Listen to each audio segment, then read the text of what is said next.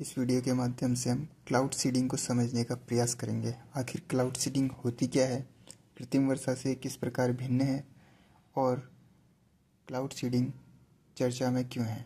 ठीक है, इसके सामने क्या समस्याएं हैं और इसका क्या उपयोग है, ये जानने का हम प्रयास करेंगे। तो अभी हाल ही में क्लाउड सीडिंग चर्चा में होने का कारण इसीलिए बना क्योंकि दिल्ली में वायु प्रदूषण की समस्या को देखते हुए दिल्ली सरकार ने क्लाउड सीडिंग कराने का फैसला लिया और यह कराने की जिम्मेदारी आईआईटी कानपुर पर थी। तो क्लाउड सीडिंग एक ऐसी तकनीक है जिससे बादलों को कृत्रिम रूप से बारिश के लिए प्रेरित किया जाता है। इसमें किया जाता है कि वैज्ञानिक सिल्वर आयोडाइड, ड्राई आइस या पोटेशियम आयोडाइड नमक जैसे पदार्थ बादलों में छोड़ते हैं और बादल नमी को संग्रहित करते हैं और उसके बाद पानी की बूंद बनाते हैं और यही बूंद बाद में वर्षा के रूप में नीचे धरती पर हमें दिखाई देती है। इसी को मैन मेड रेन भी कहा जाता है।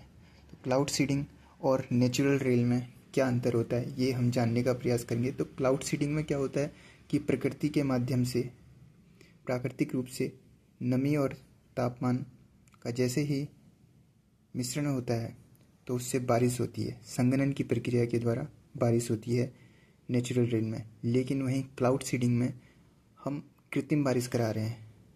बादलों में, वातावरण में रसायनों की मदद से हम क्या कर रहे हैं कि कृत्रिम बारिश करा रहे हैं।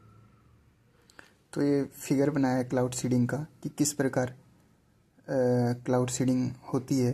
तो इस फिगर के माध्यम से आप समझ सकते हैं। जैसे एक विमान जाता है और सिल्वर आयोडाइड और अन्य पदार्थ जो है बादल में छिड़काव करता है वातावरण में। तो जैसे ही बादल में सिल्वर आयोडाइड या फिर पोटेशियम आयोडाइड या ठोस कार्बन डाइऑक्साइड, जिसे हम ड्राई आइस भी कहते हैं, इस तरह के जो कण जो है बादलों के आसपास बादलों पर छिड़काव किए जाते हैं और वहाँ बादलों में संघनन की प्रक्रिया के द्वारा छोटी छोटी बूंदों में छोटी छोटी ड्रॉपलेट्स का, वाटर ड्रॉपलेट्स का बनना शुरू होते हैं और जैसे ही बूंदें भारी होने लगती हैं तो बारिश के रूप में ये पानी नीचे गिर जाता है। तो पानी की बूंद के रूप में बारिश गिर जाता है। अब देखिए, जिस दिशा में हवा चल रही है ना, उस दिशा में क्या होता है कि हवा की विपरीत दिशा में, जिस दिशा में बारिश करानी है, हवा की विपरीत दिशा में ये आयोडाइड या रासायनिक कण छोड़े जाते हैं। तो हवा की विपरीत दिशा में तो क्लाउड सीडिंग कराई जाती है। ठीक है, और इसके लिए हेलीकॉप्टर, विमान और अब तो ड्रोन के माध्यम से भी ये तकनीक आजमाई जा सकती है। तो इसी का हमने ये नोट्स में लिख दिया है, आप इसको देख सकते हैं।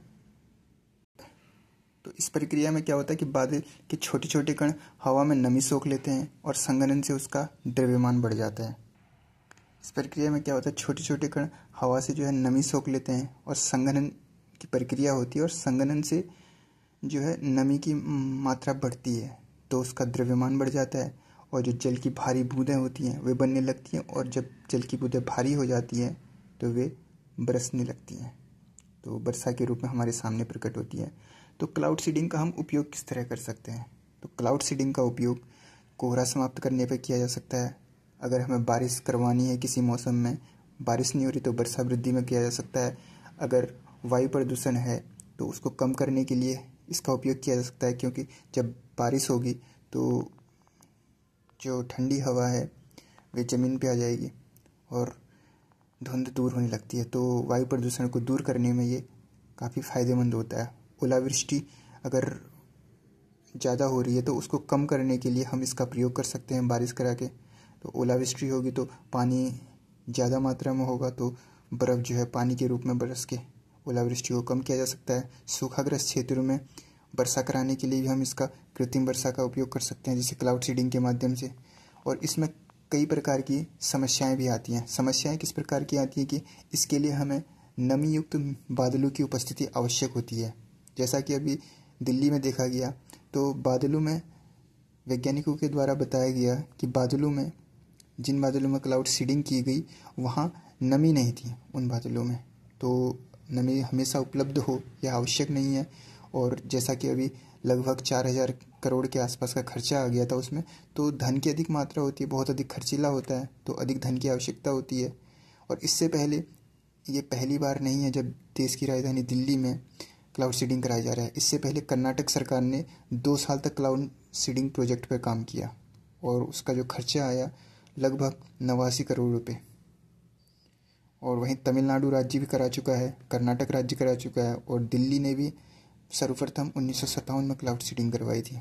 तो तमिलनाडु राज्य कब करा चुका है? 1983 में, 84 से 87 में और 93 में। तो इस प्रकार से कर्नाटक राज्य 2003 से 4 में करा चुका है। तो क्लाउड सीडिंग की प्रक्रिया इस प्रकार होती है।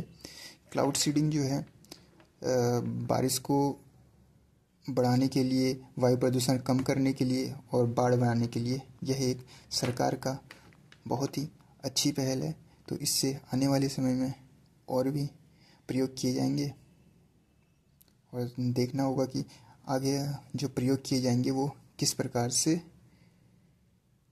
कारगर सिद्ध होते हैं। तो परीक्षा की दृष्टि से क्लाउड सीडिंग क्या होती है, क्लाउड सीडिंग में कौन कौन से तत्व जो होते हैं, रसायन छोड़े जाते हैं क्लाउड सीडिंग में, यही इम्पोर्टेंट है अधिकतम। और प्रीलिम्स की दृष्टि से ये टॉपिक बड़ा ही इम्पोर्टेंट है।